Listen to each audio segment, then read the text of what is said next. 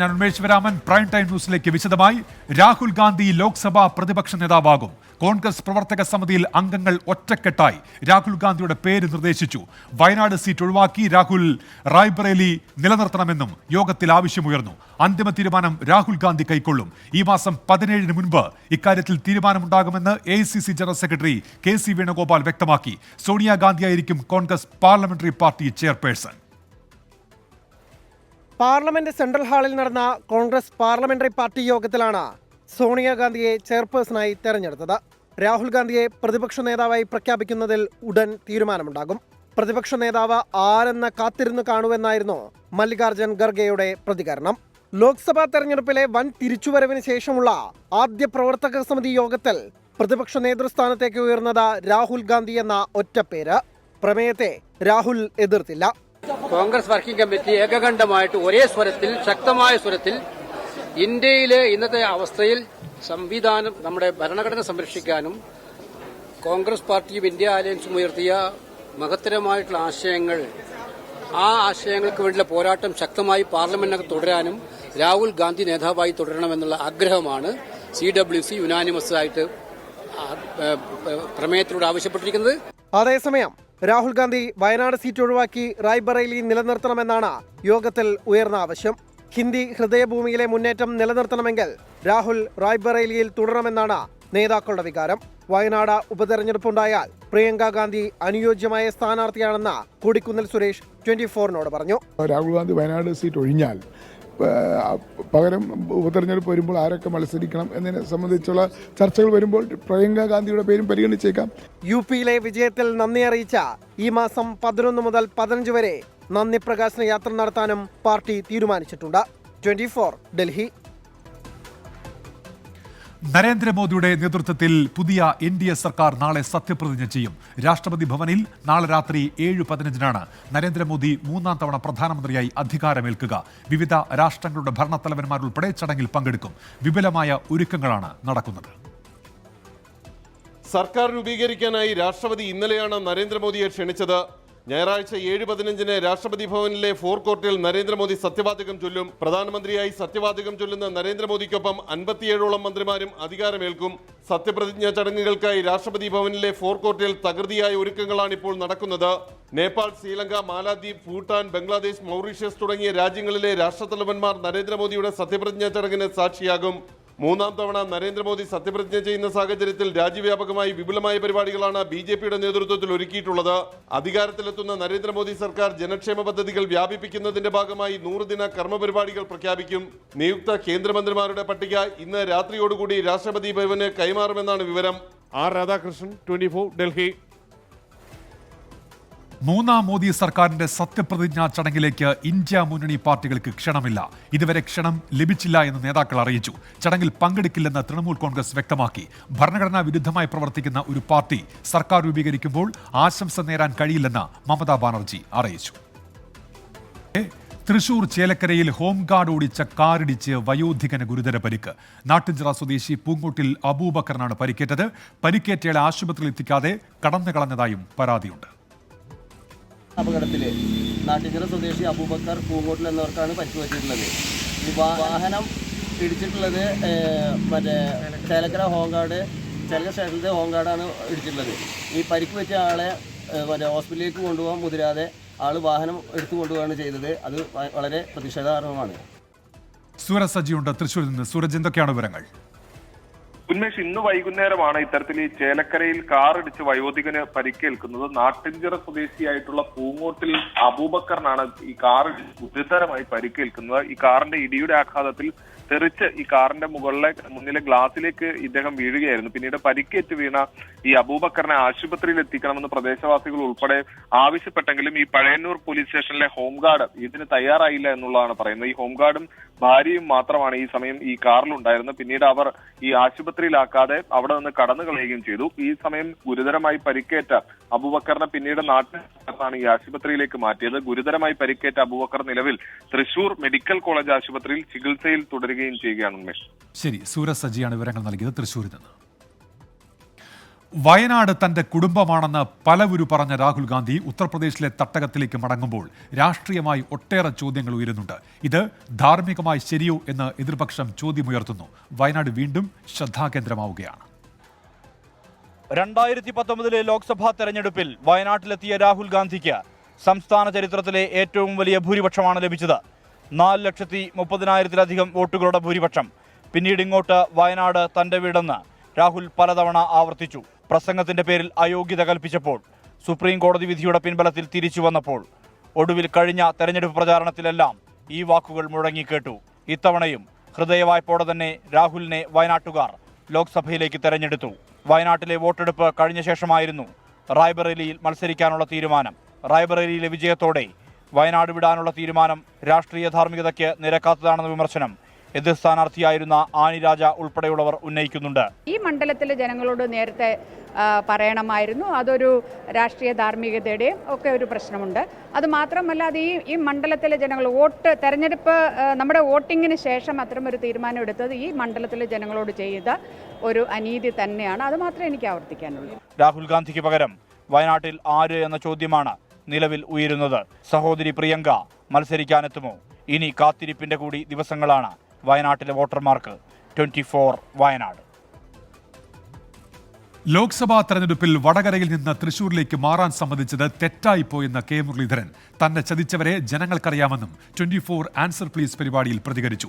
തൽക്കാലം പൊതുപ്രവർത്തനത്തിൽ നിന്ന് മാറി നിൽക്കാനുള്ള തീരുമാനത്തിൽ മാറ്റമില്ലെന്നും 24 അസിസ്റ്റന്റ് എക്സിക്യൂട്ടീവ് എഡിറ്റർ ദീപക് ധർമ്മടവുമായുള്ള അഭിമുഖത്തിൽ കെ മുരളീധരൻ വ്യക്തമാക്കി. അങ്ങ് ഇപ്പോഴും ചിരിച്ചുകൊണ്ടാണ് ഇരിക്കുന്നത്. ഇത്ര വലിയൊരു തോൽവിക്ക് ശേഷവും അങ്ങ് നേതാക്കളെ കാണുന്നില്ല, പ്രവർത്തകരെ കാണുന്നില്ല. അങ്ങ് സത്യത്തിൽ ഒരു മെഡിറ്റേഷൻ മോഡിലാണിപ്പോൾ. എന്താണ് അങ്ങയുടെ മനസ്സിലൂടെ ഇപ്പോൾ പോകുന്നത്? ഇപ്പോൾ ഇതിൽ തെറ്റുകാരനാരാണെന്ന് ചോദിച്ചാൽ ഞാൻ പറയും ഞാൻ തന്നെയാണ് തെറ്റുകാരൻ. കാരണം ഉറപ്പായി ജയിക്കുമായിരുന്ന വടകര വിട്ട് അവിടെ പ്രവർത്തനം തുടങ്ങിയിരുന്നു. ഏറെക്കുറെ ഏതാണ്ട് ഭാഗം പൂർത്തീകരിച്ചിരുന്നു. അത് വിട്ട് തൃശ്ശൂർ പോയത് തന്നെയാണ് ഏറ്റവും വലിയ തെറ്റെന്ന് പറയുന്നത്. പക്ഷേ എൻ്റെ മനസ്സിലന്നുണ്ടായിരുന്നതും ഇപ്പോഴും എൻ്റെ മനസ്സിലുമൊക്കെ ഉള്ളത് വർഗീയതയ്ക്കെതിരായിട്ടുള്ള പോരാട്ടമാണ്. ആ പോരാട്ടത്തിന് തയ്യാറായിക്കൊണ്ടാണ് ഞാൻ തൃശ്ശൂരിൽ പോയത്. പക്ഷേ ആ പോരാട്ടത്തിൽ ജയിക്കാൻ കഴിഞ്ഞില്ല എന്നുള്ളതാണ് ഏറ്റവും വലിയൊരു ദുഃഖം ഉണ്ടാക്കുന്ന കാര്യം. വസ്തുതകൾ മനസ്സിലാക്കി തീരുമാനമെടുക്കണമെന്ന പാഠമാണ് തൃശ്ശൂരിലെ തോൽവി പഠിപ്പിച്ചതെന്നാണ് കെ മുരളീധരന്റെ ആദ്യ അഭിമുഖത്തിലെ ആദ്യ പ്രതികരണം. തൃശ്ശൂരിലെ തോൽവിയുടെ പേരിൽ കോൺഗ്രസിന്റെ മുഖം നഷ്ടപ്പെടുന്ന അവസ്ഥയുണ്ട്. തോൽവിയിൽ തന്നെ ചതിച്ചവരെ ജനങ്ങൾക്കറിയാം. KPCC ഒരു അന്വേഷണ കമ്മീഷനും വെക്കണ്ട. കമ്മീഷൻ തെളിവെടുപ്പ് നടത്തുമ്പോൾ അവിടെ തല്ലു നടക്കാൻ സാധ്യതയുണ്ട്. അതൊഴിവാക്കാൻ കമ്മീഷൻ വേണ്ട. തന്നെ ചതിച്ചവരെ ജനങ്ങൾ കൈകാര്യം ചെയ്യുമെന്നും ഇത് അവസാനത്തെ തെരഞ്ഞെടുപ്പല്ലെന്നും കെ മുരളീധരൻ തുറന്നടിച്ചു. ഞാൻ പറയുന്നു, ആരുടെയും പേര് ഞാൻ പറയില്ല. ദ്രോഹിച്ച ആളുകളെ ജനത്തിന് നന്നായിട്ട് അറിയാം. പാർട്ടി പ്രവർത്തകർക്കും അറിയാം, ജനങ്ങൾക്കും അറിയാം. അതിൻ്റെയൊക്കെ റിയാക്ഷൻ ഉണ്ടാവാതിരിക്കണമെങ്കിൽ ഇതൊക്കെ പഴുതടച്ച് കാര്യങ്ങൾ നടത്താനുള്ള നേതൃത്വം അക്കാര്യത്തിൽ അവർ എന്താ വെച്ചാൽ തീരുമാനിക്കട്ടെ. ഞാൻ പറയുന്നു, അന്വേഷണം നടത്തി പ്രശ്നം വഷളാക്കണ്ട. ഞാൻ എന്നെ പുറയിൽ നിന്ന് കുത്തിയവരെ ജനത്തിന് വിട്ടുകൊടുക്കുക. BJP സ്വാഗതം ചെയ്തതിനെക്കുറിച്ച് ചോദിച്ചപ്പോൾ കോൺഗ്രസ് വിട്ടുപോകുന്ന കാര്യം ഇപ്പോൾ ആലോചനയില്ലെന്നായിരുന്നു മറുപടി. 2 തവണ ലോക്സഭയിലേക്ക് സ്ഥാനാർത്ഥിയാക്കി, നിയമസഭയിലേക്ക് 3 തവണ സ്ഥാനാർത്ഥിയാക്കി. അങ്ങനെയൊക്കെ ഒരു പാർട്ടീനെ ഉപേക്ഷിച്ച് സ്ഥാനമാനങ്ങൾക്ക് വേണ്ടി പോകുക എന്ന് പറഞ്ഞാൽ ജനങ്ങളുടെ ഇടയിൽ പുച്ഛ ഉണ്ടാവുള്ളൂ.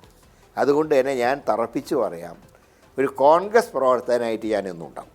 അക്കാര്യത്തിൽ യാതൊരു സംശയവുമില്ല. പക്ഷേ സജീവ പ്രവർത്തനം നിന്ന് തൽക്കാലം ഒന്ന് മാറി നിൽക്കുകയാണ്, അത്രയേ ഉള്ളൂ.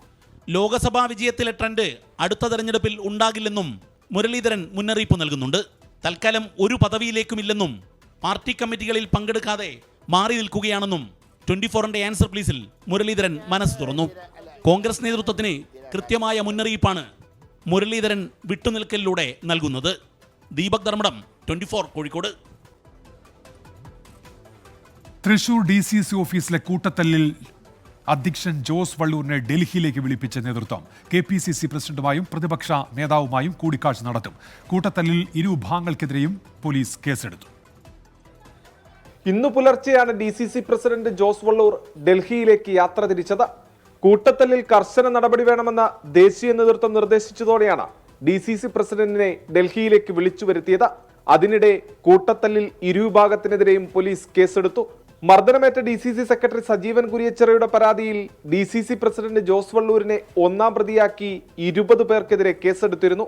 എതിർവിഭാഗത്തിന്റെ പരാതിയിൽ സജീവനെ ഒന്നാം പ്രതിയാക്കി 7 പേർക്കെതിരെയുമാണ് കേസ്. DCC ഓഫീസിൽ നടക്കുന്നത് ഗുണ്ടാപ്രവർത്തനമെന്ന് സജീവൻ. ഗുണ്ടാസംഘം വളർത്തുന്ന മാതിരിയാണ് ഇത്തരം ആളുകളെ DCC ഓഫീസിൽ ആളുകളെ ആക്രമിക്കാൻ വേണ്ടിയിട്ട് അവിടെ വളർത്തിക്കൊണ്ടുവന്നത്. കൂട്ടത്തല്ലിൽ കർശന നടപടി ഉറപ്പെന്ന KPCC പ്രസിഡന്റ് K. സുധാകരൻ. അതെല്ലാം വരും, നടപടിയും വരും, എല്ലാ പടിയും വരും, എല്ലാം വരും, നടപടി എല്ലാം വരും. സംഭവത്തിൽ KPCC പരിശോധിച്ച് നടപടിയെടുക്കുമെന്ന് രമേശ് ചെന്നിത്തല വ്യക്തമാക്കി. പാർട്ടിയുടെ പ്രതിച്ഛായ നഷ്ടപ്പെടുത്തരുതെന്ന് K. മുരളീധരൻ പ്രതികരിച്ചു. തൃശൂരിലെ കൂട്ടത്തല്ലിൽ ദേശീയ നേതൃത്വത്തിനും കടുത്ത അതൃപ്തിയാണുള്ളത്. 24 തൃശൂർ. DCC ഓഫീസിലെ കൂട്ടത്തല്ലിൽ തനിക്കെതിരെ വ്യക്തിഹത്യ നടത്തുന്നുവെന്ന DCC സെക്രട്ടറി സജീവൻ കുര്യച്ചിറ. കള്ളക്കേസ് നൽകിയ DCC പ്രസിഡന്റ് ജോസ് വള്ളൂരിനെ പുറത്താക്കണം. സ്വന്തം തെറ്റു മറയ്ക്കാൻ വേണ്ടിയാണ് ജോസ് വള്ളൂരും കൂട്ടരും തനിക്കെതിരെ കള്ളക്കേസ് ഫയൽ ചെയ്തിരിക്കുന്നത് എന്നും സജീവൻ കുര്യച്ചിറ പറഞ്ഞു. അത് മറച്ചു വെക്കാൻ വേണ്ടി, എന്നെ വ്യക്തിഹത്യ ചെയ്യാൻ വേണ്ടി ഇത്തരം ആരോപണങ്ങൾ താങ്കളുടെ ശിങ്കടിയായ ഒരു പോക്സോ കേസ് പ്രതിയായ ഗോപാലകൃഷ്ണനെ കൊണ്ട് ചെയ്യിക്കുമ്പോൾ ഞാൻ ഇതിൽ കൂടുതൽ ഇനി പ്രതികരിക്കാൻ വരുന്നതേയുള്ളൂ. മറുപടി പറയാൻ ബഹുമാന്യനായ ജോസ് തയ്യാറാകണമെന്നാണ് എനിക്ക് പറയാനുള്ളത്. ലോക്സഭാ തെരഞ്ഞെടുപ്പിനെ കുറിച്ചുള്ള മാധ്യമപ്രവർത്തകരുടെ ചോദ്യത്തെ പരിഹസിച്ച് മുഖ്യമന്ത്രി പിണറായി വിജയൻ. LDFന്റെ തോൽവിയെക്കുറിച്ച് ചോദിച്ചപ്പോൾ ഇവിടെ നല്ല ചൂടാണല്ലേ എന്നായിരുന്നു മറുപടി.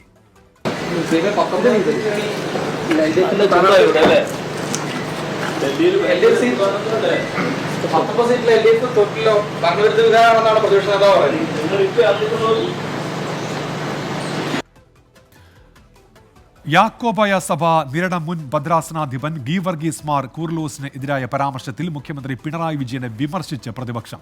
മുഖ്യമന്ത്രിയുടേത് തെറ്റുതിരുത്താൻ തയ്യാറല്ല എന്ന പ്രഖ്യാപനമെന്ന് പ്രതിപക്ഷ നേതാവ് VD സതീശൻ പറഞ്ഞു. തനിക്ക് പറയാനുള്ളത് പറഞ്ഞു കഴിഞ്ഞുവെന്നും വിവാദത്തിന് ഇല്ലെന്നും ഗീവർഗീസ് മാർ കൂർലോസ് വ്യക്തമാക്കി.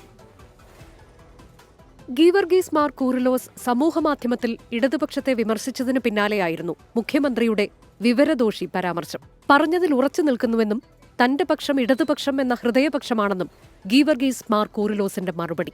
ആ വിഷയം അവിടെ അവസാനിച്ചു. ഞാൻ പറഞ്ഞതാണ്. വ്യക്തിപരമായ പരാമർശങ്ങളോട് ഞാൻ ഒരിക്കലും ഒരിടത്തും പ്രതികരിച്ചിട്ടില്ല. അതിനി ഉണ്ടാകത്തുമില്ല. ഞാൻ എന്നും ഇടതുപക്ഷത്താണ്. ഇനിയും അങ്ങനെ തന്നെയായിരിക്കും. എൻ്റെ ഹൃദയപക്ഷം തന്നെയാണ് എൻ്റെ പക്ഷം. അതിലൊന്നും ഒരു മാറ്റം ഉണ്ടാവില്ല. പിണറായി വിജയന്റേത് തരം താണ പ്രതികരണമെന്ന് VD സതീശൻ വിമർശിച്ചു. പിണറായി വിജയന് വിവരമുള്ളതുകൊണ്ട് എല്ലാവരെയും വിവരദോഷിയെന്ന് വിളിക്കാമെന്ന് രമേശ് ചെന്നിത്തലയുടെ പരിഹാസം. അത് മുഖ്യമന്ത്രി അങ്ങനെ ബിഷപ്പുമാരെ ഇടയ്ക്കിടയ്ക്ക് നികൃഷ്ടജീവിയെന്നും ഇപ്പം എന്താ വിളിച്ചേ, വിവരദോഷിയെന്നും. അദ്ദേഹം വലിയ വിവരമുള്ള ആളല്ലേ. അപ്പോൾ എല്ലാവരെയും വിവരദോഷിയെന്ന് അദ്ദേഹത്തിന് പറയാമല്ലോ. അപ്പോൾ വിവരദോഷിയാണെന്നും നികൃഷ്ടജീവിയാണെന്നും ഒക്കെ പറയും. അത് അദ്ദേഹത്തിൻ്റെ സ്വഭാവമാണ്. മുഖ്യമന്ത്രിയുടെ ചോരയ്ക്ക് വേണ്ടി കൊതിക്കുന്ന ഒരുപാട് പേരുണ്ടെന്നും വാക്കുകൾ ഉപയോഗിക്കുമ്പോൾ സൂക്ഷിക്കണമെന്നും വെള്ളാപ്പള്ളി നടേശന്റെ ഉപദേശം. വിമർശനങ്ങളെ ആക്ഷേപിക്കരുതെന്ന് നിലപാടെടുത്ത CPIM തിരുവല്ല ഏരിയ കമ്മിറ്റി അംഗം പ്രകാശ് ബാബു ഗീവർഗീസ് മാർ കൂറിലോസുമായി വേദി പങ്കിട്ടു. പ്രകൃതിയെയും മനുഷ്യനെയും ഒക്കെ സ്നേഹിക്കുന്ന ഒരാളാണ് തിരുമേനി. അതുകൊണ്ട് ഞാൻ വ്യക്തമായ രാഷ്ട്രീയ നിലപാടുള്ള ആളാണെങ്കിലും തിരുമേനിയുടെ വിമർശനത്തിനെ സംബന്ധിച്ച ഒരു വാക്ക് പറഞ്ഞതും ചില വാർത്തകൾ ചാനലുകൾ വാർത്തയാക്കി. എന്താണെങ്കിലും നിലപാടുകൾ, ഉറച്ച നിലപാടുകൾ ഉറച്ചു പറയുന്നത് തന്നെയാണ് ഒരു നല്ല വ്യക്തിയുടെ ലക്ഷണം. മുഖ്യമന്ത്രിയുടെ വാക്കുകൾ ചില മാധ്യമങ്ങൾ വളച്ചൊടിച്ചെന്നും വിമർശനങ്ങളെ ഉൾക്കൊള്ളുന്നു എന്നുമായിരുന്നു മന്ത്രി PA മുഹമ്മദ് റിയാസിന്റെ പ്രതികരണം. വിവിധ ബ്യൂറോകൾക്കൊപ്പം 24 പത്തനംതിട്ട. TP ചന്ദ്രശേഖരൻ വധക്കേസിലെ പ്രതികൾക്ക് വീണ്ടും പരോൾ. കൊടിസുനി ഒഴികെയുള്ള 10 പ്രതികൾക്കാണ് പരോൾ അനുവദിച്ചത്. കണ്ണൂർ സെൻട്രൽ ജയിലിൽ തടവ് ശിക്ഷ അനുഭവിക്കുന്ന പ്രതികൾക്കാണ് ഇളവ് നൽകിയത്. തെരഞ്ഞെടുപ്പ് പെരുമാറ്റച്ചട്ടം പിൻവലിച്ചതിന് പിന്നാലെയാണ് നടപടി. നിയമപരമായ അർഹത പരിഗണിച്ചാണ് നടപടി എന്ന് ജയിൽ വകുപ്പ് വിശദീകരിക്കുന്നു. പ്രതികൾക്ക് നേരത്തെ തുടർച്ചയായി അസാധാരണ പരോൾ അനുവദിച്ചത് വൻ രാഷ്ട്രീയ വിവാദങ്ങൾക്ക് വഴിവെച്ചിരുന്നു. നീറ്റ് പരീക്ഷയ്ക്കെതിരെ ഉയർന്ന ആരോപണങ്ങൾ തള്ളി നാഷണൽ ടെസ്റ്റിംഗ് ഏജൻസി. ചോദ്യപേപ്പർ ചോർന്നിട്ടില്ലെന്ന് NTA ചെയർമാൻ സുബോധ് കുമാർ സിംഗ് പറഞ്ഞു. ഗ്രേസ് മാർക്ക് നൽകിയതിൽ അപാകമുണ്ടെങ്കിൽ പരിശോധിക്കാൻ പുതിയ സമിതിയെ നിയോഗിച്ചു. 67 വിദ്യാർത്ഥികൾക്ക് മുഴുവൻ മാർക്കും ലഭിച്ചതോടെയാണ് നീറ്റ് പരീക്ഷാഫലം വിവാദമായത്. നാഷണൽ ടെസ്റ്റിംഗ് ഏജൻസിക്കെതിരെ നിരവധി ആരോപണങ്ങൾ ഉയർന്നു. ഏജൻസിയുടെ പ്രവർത്തനം സുതാര്യമാണെന്നും ചോദ്യപേപ്പർ ചോർന്നിട്ടില്ലെന്നും NTA ചെയർമാൻ സുബോധ് കുമാർ സിംഗ് പ്രതികരിച്ചു. The question paper in social media was I think around 4:28-4:29 p.m. after the start of like 2 hours 28 minutes later. So we said that there is no paper leak and we reconducted the exam at that center with a different question paper and it went smoothly. 6 സെന്ററുകളിൽ സമയനഷ്ടത്തെ തുടർന്ന് വിദ്യാർത്ഥികൾക്ക് grace mark അനുവദിച്ചിരുന്നു. ഇതിൽ അപാകതയുണ്ടായിട്ടുണ്ടോ എന്ന് പരിശോധിക്കാൻ UPSC മുൻ chairman അധ്യക്ഷനായ സമിതിയെ നിയോഗിച്ചിട്ടുണ്ട്. സമിതി ഒരാഴ്ചയ്ക്കകം റിപ്പോർട്ട് സമർപ്പിക്കും. മറ്റു പരാതികളും പരിശോധിക്കുമെന്ന് നാഷണൽ ടെസ്റ്റിംഗ് ഏജൻസി അറിയിച്ചു. വിവാദത്തിൽ CBI അന്വേഷണം വേണമെന്ന് IMA ജൂനിയർ ഡോക്ടേഴ്സ് നെറ്റ്വർക്ക് ആവശ്യപ്പെട്ടു. പരീക്ഷ സംബന്ധിച്ചുയർന്ന ആക്ഷേപങ്ങളും വിദ്യാർത്ഥികൾ ഉന്നയിക്കുന്ന പരാതികളും പരിഹരിക്കാൻ അടിയന്തര ഇടപെടൽ ആവശ്യപ്പെട്ട് പ്രതിപക്ഷ നേതാവ് VD സതീശൻ കേന്ദ്ര സർക്കാരിന് കത്തയച്ചു. 24 ഡൽഹി. LDFിലെ രാജ്യസഭാ സീറ്റ് വിഭജനത്തിൽ ഉഭയകക്ഷി ചർച്ചയിലും ധാരണയായില്ല. രാജ്യസഭാ സീറ്റിൽ വിട്ടുവീഴ്ചയ്ക്കില്ലെന്ന് CPI സംസ്ഥാന സെക്രട്ടറി ബിനോയ് വിശ്വം വ്യക്തമാക്കി. മറ്റു പദവികളെക്കുറിച്ച് ചർച്ച നടന്നിട്ടില്ലെന്ന് ജോസ് കെ മാണി പ്രതികരിച്ചു. ഒറ്റ സീറ്റിൽ അവകാശവാദം ഉന്നയിച്ച് 4 പാർട്ടികൾ, CPIയും കേരള കോൺഗ്രസ് എമ്മും RJDയും JDSും. മുഖ്യമന്ത്രി പിണറായി വിജയൻ, CPIM സംസ്ഥാന സെക്രട്ടറി MV ഗോവിന്ദൻ എന്നിവരാണ് ബിനോയ് വിശ്വം, ജോസ് കെ മാണി എന്നിവരുമായി ചർച്ച നടത്തിയത്. രാജ്യസഭാ സീറ്റ് കിട്ടിയില്ലെങ്കിൽ കേരള കോൺഗ്രസ് എം മുന്നണി വിടാൻ സാധ്യതയുണ്ടെന്നും മുന്നണിയുടെ കെട്ടുറപ്പിന് വേണ്ടി സീറ്റിൽ വിട്ടുവീഴ്ച ചെയ്യണമെന്നും CPIയോട് CPIM ആവശ്യപ്പെട്ടു. എന്നാൽ ഒരു വിട്ടുവീഴ്ചയ്ക്കും തയ്യാറല്ല എന്ന നിലപാടാണ് CPI സ്വീകരിച്ചത്. ഞാൻ പറഞ്ഞല്ലോ, ആശയവിനിമയത്തിന്റെ ഒരു ഘട്ടം കഴിഞ്ഞില്ല. ഈ ഘട്ടം ഇനിയും ഉണ്ടാകും, അടുത്ത ഘട്ടം ഉണ്ടാകും. CPIക്ക് അവകാശപ്പെട്ട ഈ സീറ്റിൽ ഒരു വിട്ടുവീഴ്ചയും കമ്മ്യൂണിസ്റ്റ് പാർട്ടിക്ക് ചിന്തിക്കാൻ പോലും പറ്റില്ല. കോട്ടയം സീറ്റ് കൂടി തോറ്റതോടെ പാർലമെന്റിൽ പ്രാതിനിധ്യമില്ലെന്നും രാജ്യസഭാ സീറ്റ് നൽകണമെന്നും Kerala Congress M chairman Jose K Mani ഉഭയകക്ഷി ചർച്ചയിൽ ആവശ്യപ്പെട്ടു. പല ധാരണകളുണ്ട്, പല ആവശ്യങ്ങളുണ്ട്, പല അർഹതപ്പെട്ട കാര്യങ്ങളുണ്ട്. അതെല്ലാം കറക്റ്റായിട്ട് ഞങ്ങൾ ഇപ്പോൾ ഇത് അവതരിപ്പിച്ചു. എൻ്റെ വിശ്വാസം ഉചിതമായ തീരുമാനം CPM എടുക്കും. തിങ്കളാഴ്ച വൈകിട്ട് 4 മണിക്ക് നടക്കുന്ന ഇടതുമുന്നണി യോഗത്തിന് മുന്നോടിയായി തീരുമാനം അറിയിക്കാമെന്നാണ് CPIM 2 പാർട്ടികളെയും അറിയിച്ചിരിക്കുന്നത്. സീറ്റ് ആവശ്യം ശക്തമായി ഉന്നയിക്കുന്ന RJDയെ ഉഭയകക്ഷി ചർച്ചയ്ക്ക് വിളിക്കാതിരുന്നതും ശ്രദ്ധേയമായി. 24 തിരുവനന്തപുരം. സംസ്ഥാനത്ത് അതിശക്തമായ മഴയ്ക്ക് സാധ്യത. പത്തനംതിട്ട, കോഴിക്കോട്, വയനാട്, കണ്ണൂർ, കാസർഗോഡ് ജില്ലകളിൽ കേന്ദ്ര കാലാവസ്ഥാ വകുപ്പ് ഓറഞ്ച് അലർട്ട് പ്രഖ്യാപിച്ചു. തിരുവനന്തപുരം, കൊല്ലം, ആലപ്പുഴ, കോട്ടയം, ഇടുക്കി, എറണാകുളം, തൃശൂർ, മലപ്പുറം ജില്ലകളിൽ യെല്ലോ അലർട്ടാണ്. കേരള തീരത്ത് കടലാക്രമണ സാധ്യതയുള്ളതിനാൽ തീരദേശവാസികൾ ജാഗ്രത പാലിക്കണം. കേരള, കർണാടക, ലക്ഷദ്വീപ് തീരങ്ങളിൽ നിന്ന് മീൻ പിടിക്കാൻ പോകുന്നതിന് ചൊവ്വാഴ്ച വരെ വിലക്കുണ്ട്. ആലപ്പുഴ വണ്ടാനത്ത് 1.5 വയസ്സുകാരൻ വീടിന് സമീപത്തെ തോട്ടിൽ മുങ്ങി മരിച്ചു. വണ്ടാനം മുക്കേൽ കിഴക്ക് 110 ചിറയിൽ ബിനോയ് ആന്റണിയുടെ മകൻ എയ്ഡൻ ബിനോയ് ആണ് മരിച്ചത്. വീടിന് മുന്നിൽ കളിച്ചുകൊണ്ട് നിന്ന കുട്ടിയെ പെട്ടെന്ന് കാണാതായി. തുടർന്ന് നടത്തിയ അന്വേഷണത്തിലാണ് തോട്ടിൽ വീണ നിലയിൽ കണ്ടെത്തിയത്. ഉടൻ ആലപ്പുഴ മെഡിക്കൽ കോളേജ് ആശുപത്രിയിൽ എത്തിച്ചെങ്കിലും ജീവൻ രക്ഷിക്കാൻ കഴിഞ്ഞില്ല.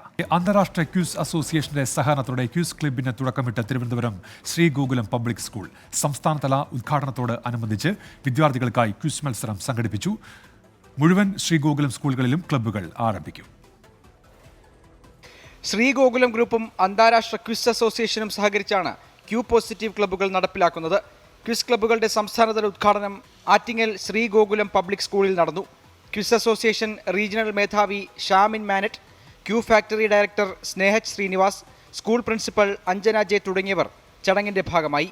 So we are introducing the club over here and we want our children to take part in the quizzing program and we want them to reach highest level, like they have to, we are training them to cover the state level, then to national level, and in fact we want them to reach in Asia.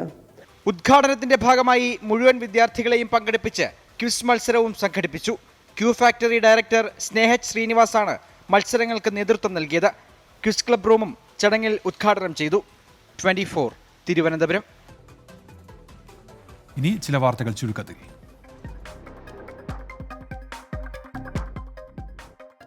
Kerala നവോത്ഥാന മൂല്യ സംരക്ഷണ സമിതിയിൽ വിള്ളൽ. Vice chairman സ്ഥാനം രാജിവെച്ച് doctor Hussain Madavoor. രാജി സർക്കാർ മുസ്ലിം പ്രീണനം നടത്തുന്നുവെന്ന വെള്ളാപ്പള്ളി നടേശന്റെ പ്രസ്താവനയിൽ പ്രതിഷേധിച്ച്.